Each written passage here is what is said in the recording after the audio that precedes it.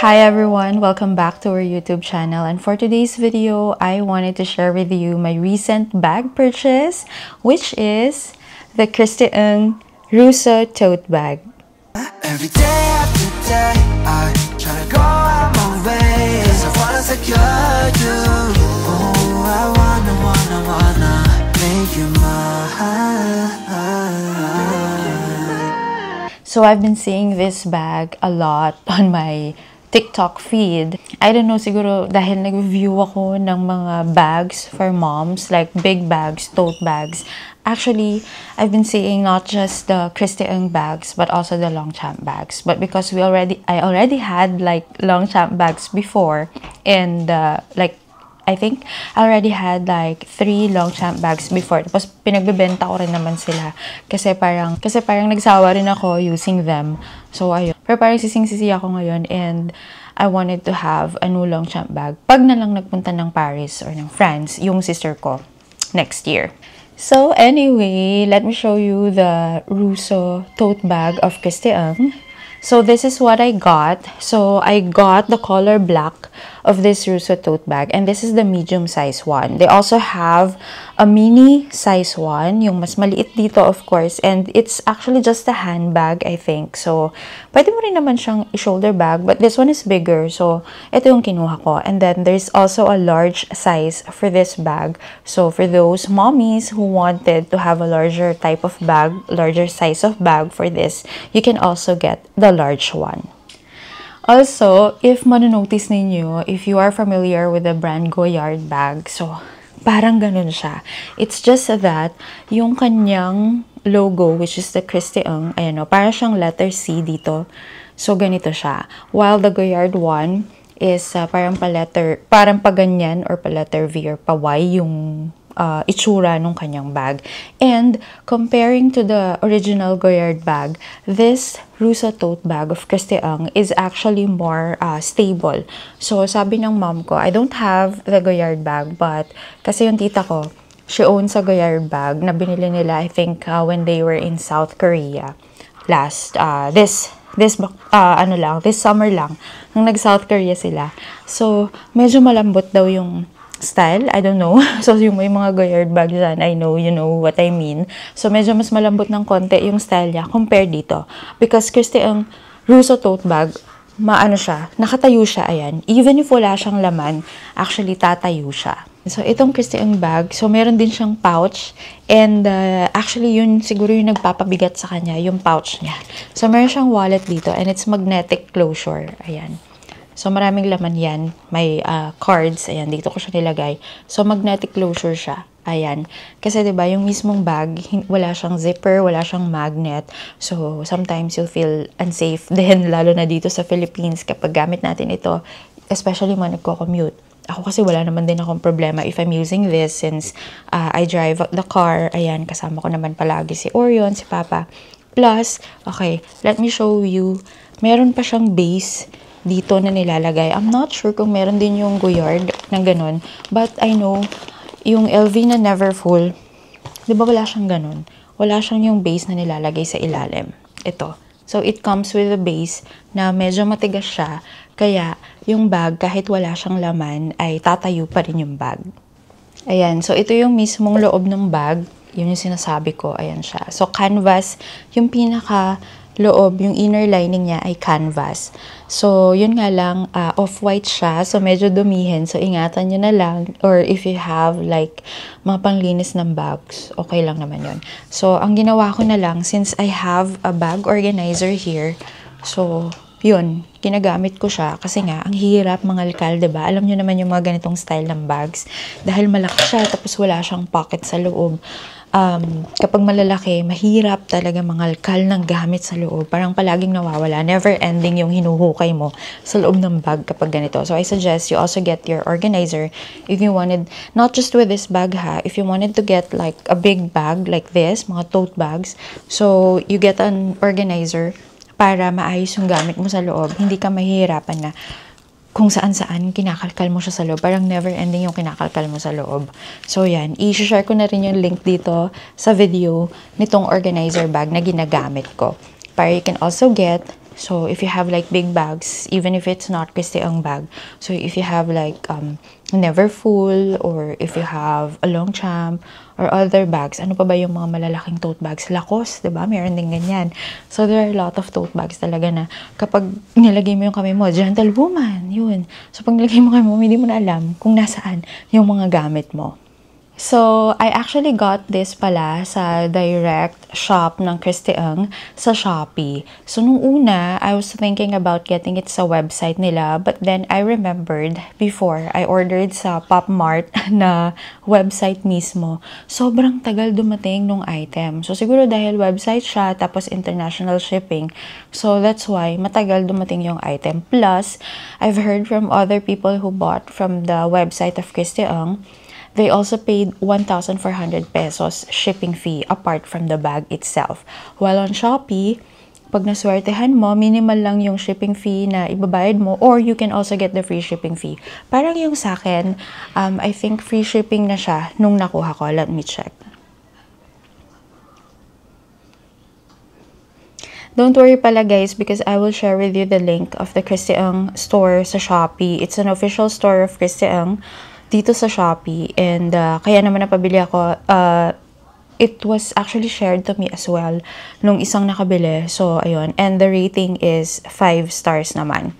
So, it's Christy Ang u4.ph sa Shopee. So, while I'm trying to check here, I believe, yeah, the shipping fee is only 60 pesos. So, imagine, 60 pesos lang yung shipping fee here sa Shopee nung nabili ko siya. Plus, I also got some vouchers, kaya nagkaroon pa ako ng discount. So, sa official store nila, you can check sa website how much is the amount.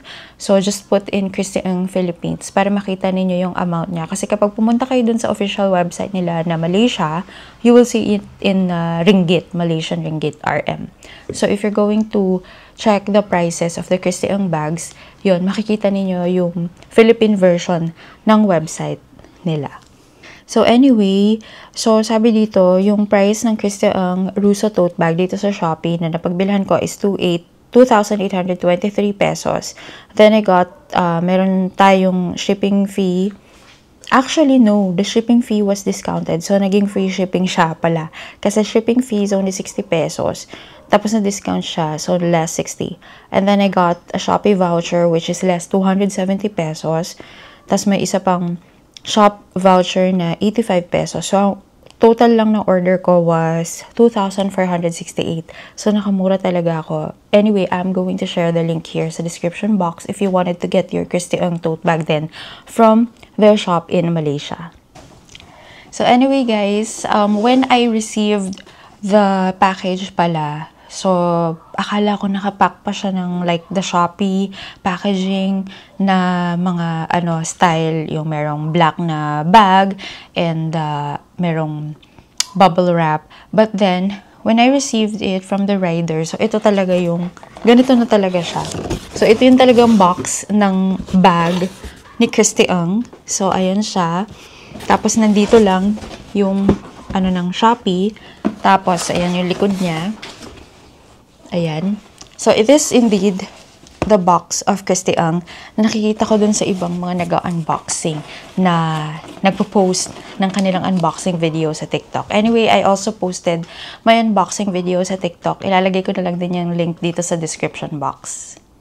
And this one, it didn't come with a paper bag. Actually, sa store, I think their paper bag is color pink. So, I was like, I actually wanted to get the paper bag as well. Like, kunwari, meron akong pagbibigyan or pagreregaluhan, kaya lang wala silang kasamang paper bag kapag doon ka nag-order. Anyway, it came with a dust bag. Ito siya. Ayan. So, yung dust bag niya, Christy Ang. And, ayan, nakalagay din yung kanilang website dito. And, for me, the dust bag is legit naman talaga. Compared doon sa mga binibentang bags online, I saw a lot of people na nag-live selling ng Christy Ang bags online. Especially on TikTok. Palagi kasi ako nakatambay ngayon sa TikTok. So, yun. Kaya nabubudol ako dahil sa pagtambay ko sa TikTok. So anyway, madami po talaga na nagbebenta ng mga Christy Ng bags sa TikTok. But even if they are just doing the live selling, I've seen the difference talaga nung original or yung authentic na Christy Ng bag compared doon sa mga binibenta nila sa TikTok na hindi legit na Christy Ng bag. So just be careful. And if you're going to check, sobrang laki ng difference ng price nila. Like, the price is half, almost half, I think. Kasi yung mga nagbebenta ng mga Christy Ng bags sa TikTok na not legit, actually, they are just selling the Christy Ng bags for 1,000 pesos. But if you really want to get the quality of the Christy Ng bags, bili na kayo doon sa mismong store nila kesa sa magsisi kayo. Because I saw one na nag-review ng kanyang Christy Ng bag na nabili. She thought it was authentic. But of course, syempre yung price mas mura. I think she got it for like 1,000 pesos lang. Or baka nga less pa eh. Baka nagkaroon pa sila ng sale dun sa live selling nila. So, sabi niya, after a few wears lang, talagang natanggal na yung gilid nito. Yung rubber dito. So, I know someday matatanggal yung rubber dito, but not as soon as like what she actually reviewed on TikTok. But don't worry guys, because Christy Ng will be having their pop-up store here at SM Mega Mall sa Fashion Hall. So they will be here from October 2 until October 19. So I really want to go there actually, so I can see in person yung iba pang bags nila. But then since malayo kami, nandito kami sa Pampanga, and October 2nd is actually meron kaming schedule, so ni Papa at ni Kuya Orion, so we can't really go there. So gustong-gusto ko talagang pumunta, but then we have like a lot of schedule, and baka nga kasi during those times, so meron ng test din sina Orion. So hindi talaga ako makakapunta. Medyo malayo, medyo hassle for me kung ako lang mag-isa rin yung pupunta unless merong sasama sa akin and willing to drive doon sa Mega Mall so we can see Christy Ng bags, diba? So if you really want to get your Christy Ng legit bags, go na kayo sa Mega Mall this coming October 2 to 19, so you can check in person yung mga Christy Ng bags and you can purchase for yourself. Malay nyo, di ba, may mga discount pa since it's a pop-up store. And you'll also get a chance to meet the CEO and owner of Christy Ng, who is Christy Ng herself. Anyway, baka nagtataka kayo, bakit Ng ang pronunciation ko? It's really not Christy Ng. Siguro nasanay lang tayong Filipinos na kapag yung NG na last name, Ng talaga yung tawag natin because we have that in our alphabet, diba? Yung dun sa Pinoy alphabet natin. But it's actually pronounced as Ng in Malaysia, in Singapore. Kasi when I was in Singapore, ganun nila i-pronounce talaga. So nagulat ako bakit Ng yung pronunciation natin.